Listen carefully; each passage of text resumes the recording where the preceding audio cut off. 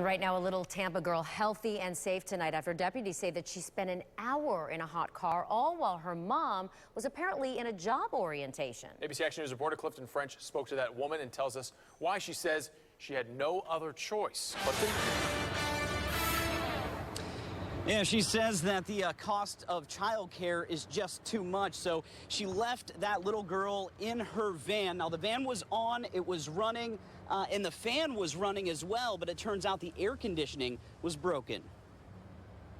That's something you just don't do. Tony Alonso was at work nearby when deputies rushed to this parking lot. And I just happened to look out my office window and saw that there's about 8 deputies here. He didn't know at the time, but a child had just been pulled from a hot car. A man had walked by, heard the child crying, and grabbed someone to call 911. Witnesses say the child was hot but uninjured.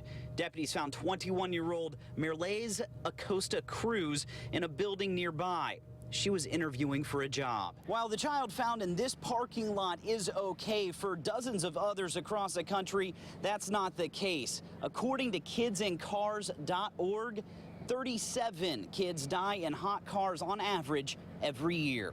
We went to Acosta Cruz's home today. Her van parked out front with a child's seat in the back. She didn't want to go on camera, but mentioned the high cost of childcare and says she still does not have a job.